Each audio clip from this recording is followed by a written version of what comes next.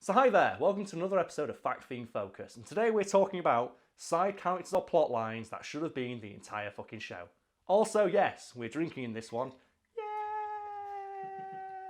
So we started talking about this earlier because they're doing a John Wick spin-off, aren't they? Yes, called The Continental is the current working title for it, and it's based on the hotel that John Wick keeps going to, the Continental. And they're even in talks like bring a lot of like the original actors from the films back, including Keanu Reeves himself, who said I will do cameos as John Wick during this show. It was like showing like the early years of the hotel. And the idea there is let's just like focus on the hotel and see the lives and the daily goings of the assassins that come and go, which is I think is an awesome idea. So we want to expand upon that and to talk about ideas, plot lines, characters in TV shows and movies that deserve similar type spin-offs. And I'm going to kick us off with a spin-off idea from a TV show I think nobody fucking saw because it never got a second season, called Taxi Brooklyn. It's like a remake of a Luc Besson film. Basically, the plot is a taxi driver is like caught up in a bank heist by a guy who comes into his cab to drive, and he bumps into a police officer who like lose their license, and then they say, okay, because shenanigans happen, they have to team up and solve crimes together. And that's all well. The show is terrible. Do not watch it because it ends on a cliffhanger with all the main characters dying. And I don't give a fuck about the two main characters in this TV show because there's a way better side character in the form of the taxi driver's roommate. So seeing as it's what we're talking about, I'm assuming you think this guy deserves his own spin-off. He does because he's initially introduced as like, you know, the main character's gay roommate. And he is like portrayed in the stereotypical way you're thinking of right now.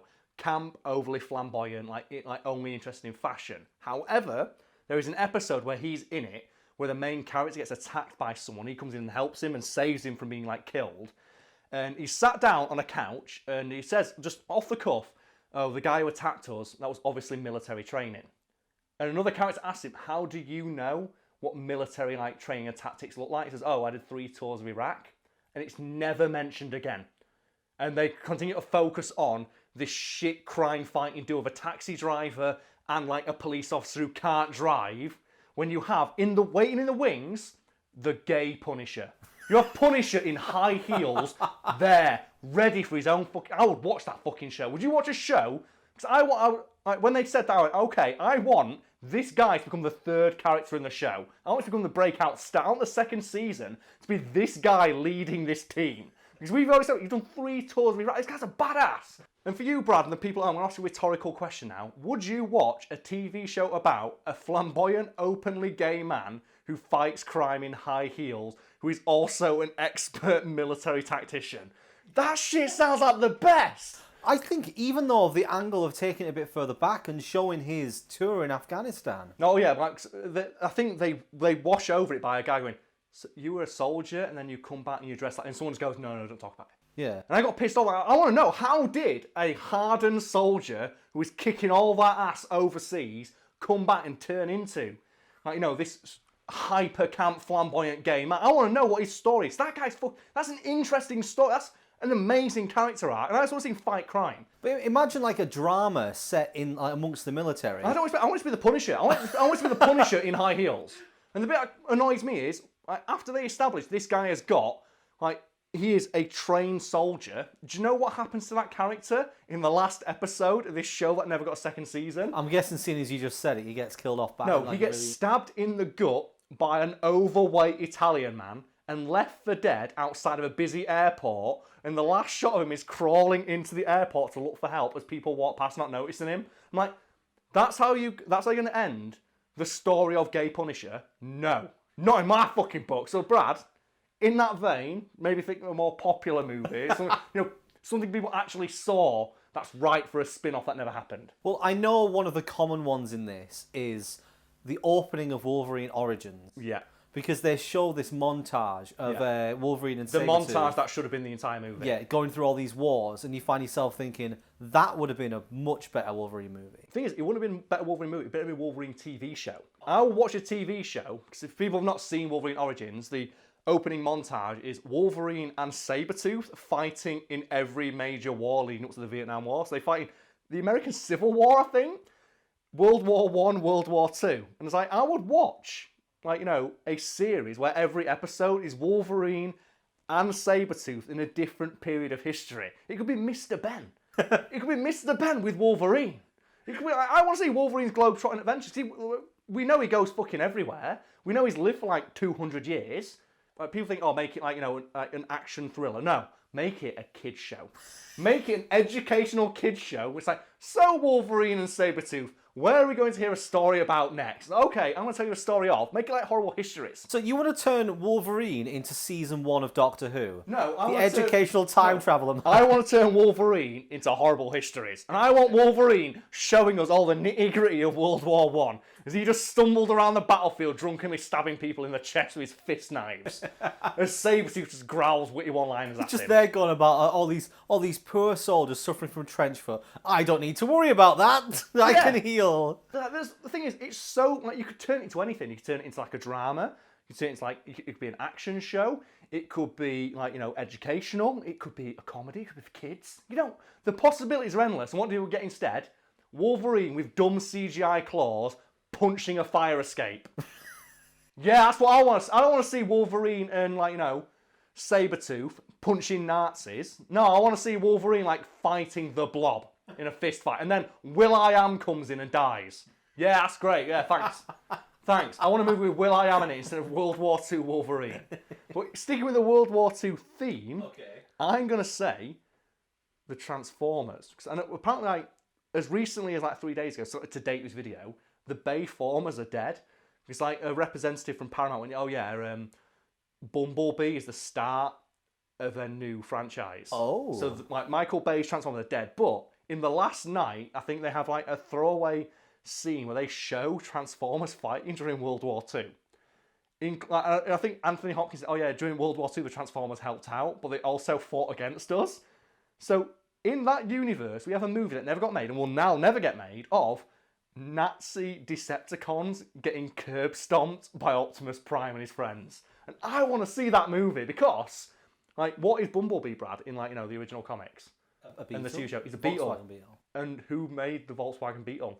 Was it Germany? It was Nazi Germany, yeah. Apparently, like, the story is like Hitler wanted a car for the people, so Volkswagen made the Beetle. Something that you never see in advertising. But imagine Bumblebee being the hero of a World War II, like, you know, epic starring Transformers. Because then you have the car that Hitler thought would be the car of the people actively fighting against him. And the ending of the film could be Bumblebee suplexing Adolf Hitler off the Reichstag as all the, like, Decepticons just cry. We could have had that. We could have had, like, you know, imagine Saving Private Ryan, but right at the start, all the boats just turn into robots. That'd be sick.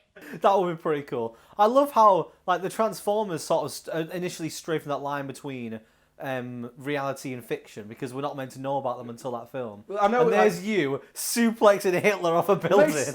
I know when they made that movie, because I think they went to the house that Winston Churchill grew up in or something like that, and they used it as, like, a Nazi base, and they put, like, swastikas all over it. And people complain, but you know what? Fuck it. Michael Bay has already shit over enough stuff. Let him handle World War II.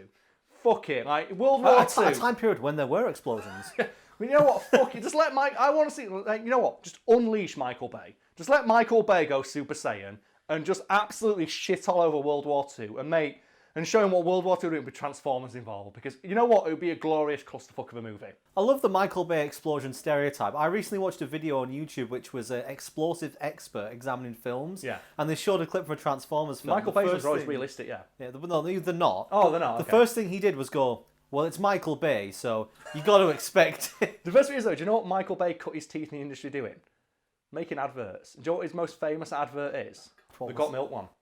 Really? Yeah, he directed the first Got Milk advert. Is there a milk explosion? There is not, no. Fun fact for everyone watching at home. Well, let's stick with World War II again. Okay. What about, like, every character in Metal Gear Solid that's not the main character? Oh, yeah. They always have a really cool, like, backstory, but it's only usually hinted at, and you see it in, like, the extra materials. It's never explained. And I think I know where you're going with this, Brad. Is it the boss? Of course it's the boss. The boss, the fucking boss. Like, fun fact, the voice actress for the boss is Diane from Family Guy, the newsreader.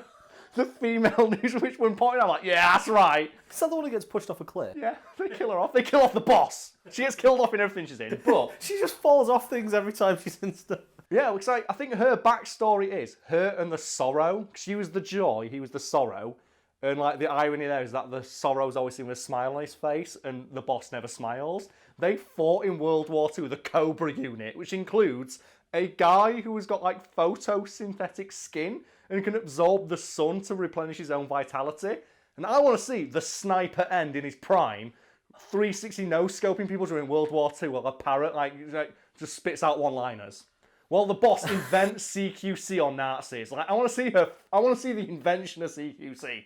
That shit would be awesome. Like all the characters in that deserve it. Like the Fury. Like he's the first guy in space. And he just quotes David Bowie all the time.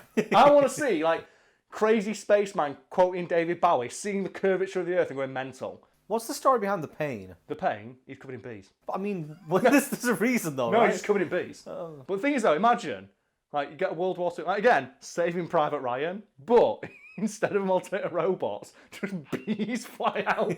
Just the Cobra unit turn up on D-Day and turn the tide of the war. He's like the boss there, like the Patriot gun, the infinite ammo submachine gun that fires sideways bullets. I mean, we'll talk about MGS1 and Foxhound as well. Like those Grey guys. Fox. Yeah. What was Grey Fox doing this time? What was Raiden doing? From between Metal Gear Solid 2 and Metal Gear Solid 4 when he turned into a fucking robot. It's like, oh yeah, Metal Gear Solid 2 is a guy who's going around doing cartwheel kicks to people and like, shooting seagulls. Metal Gear Solid 4, he's breakdancing so hard robots explode. Don't we get that in Revengeance? Yeah. But you find out like his backstory is when he went and fought the Patriots and they turned into a robot. But Yeah. I fucking want to play that. I mean, like Psycho Mantis. Yeah. What about Meryl's backstory? You don't really. I want everyone's back. The thing is, I just want them to make more Metal Gear Solid games. Yeah, that's true. But it's sad we're not going to get more. So, 'cause I'm annoyed now. But let's stick kind with the World War II theme and go to the Trickling through World War II. Star Wars. The Right. Stormtroopers, Yeah. obviously a direct parallel to World War II, because they literally had soldiers in that called the Stormtroopers. But do you know that scene in Force Awakens when Kylo Ren throws like an epic bitch fit and you get the two Stormtroopers who walk up and just go, nope, fuck this. Like, imagine for a moment that the camera didn't cut and it just followed those Stormtroopers to where they went. And what I'm now pitching for you, Brad, is a spin-off TV show that's like Cheers, that's set in the break room for Stormtroopers, where they just talk about what everyone's doing that day. Well, there've been various parodies. Like I think Robot Chicken did one. Robot Chicken has done the best one. This is what gets me, because people not seen the Robot Chicken parody. That was like, I think George Lucas himself signed off on everything they did. And I love the characterization of Stormtroopers in that, especially the part where like it's the Emperor's going up like a big elevator. Yeah. And you see Stormtroopers as they go past like my lord, and he's like, Stormtrooper. And obviously the joke is he gets more pissed off and tells them all to fuck himself. Do you mean escalator? Yeah, so it's the Yeah. big escalator. But I want to see a movie of that, because like, that must have happened. Like, Stormtroopers must know who the Emperor is, and the Emperor must acknowledge their existence in some way. But has there ever been a Stormtrooper who's met the Emperor twice, he's not recognised them? I want a Cheers-style comedy that's set in like the break room or the staff room. Like in Star Trek, they have like the bar where everyone goes at the end of the day in like Next Generation. I want that, but it's Stormtroopers just talking about what they did while interacting with like the various villains that day. So I'm now imagining entire episodes of this show that revolve around minor plot points in later films. Like, during Kylo Ren takes his shirt off, I imagine, like, same way a Stormtrooper walked up and turned around, a Stormtrooper saw it and went, holy shit, guys, I've just seen Kylo Ren with his shirt off. That guy is jacked. It's like, no, he's not. No, he's not. Oh, you see, he's such a dweeb with that. It's like, no, seriously, the guy's jacked as ball. And then Kylo Ren walks in. It'd be better if he saw him with his shirt off talking to a wall. Yeah, it's like, yeah, I just saw him talk to a fucking wall. Like, he's so nuts, but he's so ripped. But, like, and he's so wide. Then you get the guest stars. So like in those kind of TV shows, when you get the guest star, and everybody cheers when they walk in. Like Captain Phasma walks in, you get like, she pauses for cheers. And you get other people like, way, she's here. And She just walks straight out the door on the other side. And then you get like you get TR-8 in, you get Traitor in. And he comes in, he says his line, Traitor, and everyone claps and cheers, and he pauses for applause. He just mugs for the audience. You know what I mean? He could be the bartender. And he could do bar flare tricks like he does in the Traitor thing. Oh my god, this is such a good idea. And Disney's not going to make it. Damn it. Like, who else could you get in as a guest star? I don't know. Like, if you set it through different periods, like you could do the clone one. Yes. So imagine how many jokes you could have about a bunch of clones who are all the same. Yeah. Because obviously they don't show any personality during the fight, but they must all have the same one. Yeah. So one of them's like, man, I really fancy crab cakes. And the was like, I fancy do crab too. cakes too. And then everyone in the room's like, we all fancy crab cakes. And then it's like, that could be the each season could be a different era of Star Wars. And like you could have like the Stormtrooper era during like Darth Vader's time. Because I want to know the stormtroopers who watched Darth Vader stumbling around when he was first getting used to his armor. Oh, we've mentioned this before. Because Darth Vader, like, I think Red Letter Media made a joke about it. Like, if you're a stormtrooper and you're walking and Darth Vader falls over, what do you do? Do you help him? Or do you just help walk him off? or do you wait? Like, because if you walk past, he might be like, you fucking prick. But if you try and help him up, he might be like, I'm the Dark Lord. You don't help me up. I don't need your help. You could have like episodes where they're just like shit talking Darth Vader. Like, he's right behind me, isn't he? Like, no, actually, he's in front of you. Oh, man, there's so much potential that I want. Like Disney executives, I know you're watching, and I know you want to like milk Star Wars for all it's worth. Make a Cheers style comedy of just stormtroopers just chatting shit about other people in the Star Wars universe. I think that would be great. Can you imagine just after episode 5 when Vader's just cut Luke's hand off? Yeah. And he walks into the bar for a drink. Like, he doesn't drink, but he walks into the bar for a drink and they're all silent like, is he alright? Do we talk to him? Do we talk to Vader? And then you get like the one drunken stormtrooper who goes up and tries to be overly friendly with him, and Darth Vader just force chokes him across Puts the an arm room. over his shoulder. Vader just smashes a glass in his face. Oh man. Oh man, this to be honest, like they did what was it? Undercover Boss. Yeah, It's- the yeah, SNL. The thing is, make that real. I want to see that. I want to see stormtroopers in their day-to-day life just doing shit. Because I want to know what kind of crazy bullshit goes on like Star Destroyers and that. Let's just cut it there and throw it open to the audience. Just like, what side plots, characters, or like minor details do you want to see spun off into their own thing? Because I now want to go discuss the idea of stormtroopers just chatting shit about Darth Vader for another 10 minutes. Let's go.